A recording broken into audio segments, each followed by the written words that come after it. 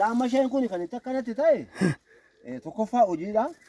Lammaffaa immoo miinyaa akkuma darbitu kana waan barbaachisu jechuudha. Shaayii jechuun harka namaarratti waan dhalateedha.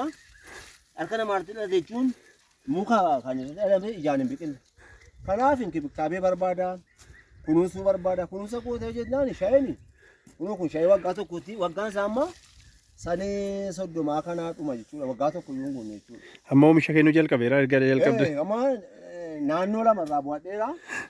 Naannoo lamaan kanatti al tokko kiiloo amma gubbaatti ilaaltutti nama soosanya jammaree kun naqa sadaffaa jechuudha. Kiiloo 230 nama jammara. Inni sadaffaa immoo kiiloo 340. Amma immoo kiiloo 500. Asirraa dhuguma buna piroojeektiin buqqee akka nama irraa gaggaafadhetti bunni piroojeektiin asirraa buqqisanii shayii dhaabanii kan jedhu dhageen gara dhufe.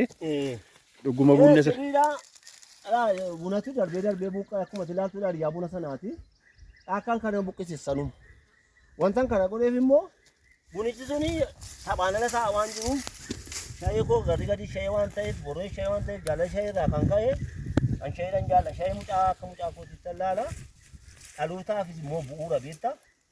Shayii jechuun umurii waggaa dheeraa waan jiraatu kanaaf wantan kana godhee bunni utaa waradii qabaattuun nyatti yeroo isaa dabarraan hin badaa. Amma rakkoo yeroo ammaatti kan nu rakkise garuu shaayinii fi namni wal hin badu. Mootummaan illee shayii kana haa dhaabamu jedhe malee akkamitti akka hojjetamu siisteema waatii akka hojjetamu hin baru. Angaruu lafa kana qotuudhaaf muka kana waan buqqis muka tokko amma 500,000tti amma 2,000tti illee buqqisi jira kanarra. Galanni waaqayyoof haa ta'u amma kunoo akka argitu na gammachiisa. Mucaa reefuma dhalate mucaa majammaraatti ilaala malee akka daggalaatti ilaalu ani darbee umurii dheeraa waan qabuudha. Shayiin kana fakkaata. Tole gara gadii kana shaayii murametu jira shaayii gama shametu jira. Shaayiin kun waggaa meeqa tajaajila kenneera? Dhaabamee waggaa 4ti. Amma mureera. Inni immoo gara ijoollummaatti hin deebise. Gara ijoollummaatti hin deebise. Innis amma lafaa ka'ee ijoollee ta'uu isaati. Akkuma kanaa ta'a jechuudha. Egaa kanaafuu yeroo ammaa mootummaan xiyyeeffannoo addaatti kennee dinagdee biyya kanaa kan jijjiiru tokko shaayiidha jedhetu kan hojjechaa jiru.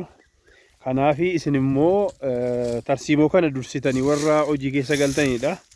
Ammas immoo muuxannoon isin shaayii wajjin qabdanu tarii hojii kana milkeessa waan ta'eef mee asirratti muuxannoo qabdanu akkaataatti kunuunsa biyyee bishaanii gootanu waan gabaabaa yoo nu kaastan. Alaamaa boodatti argitu kuni nafsi isheeti jechuun danda'ama. Nafsi ishee jechuun bishaan lafa kanarra jiru waggaa darbee kaasee lola hin beeku, namni hin beeku.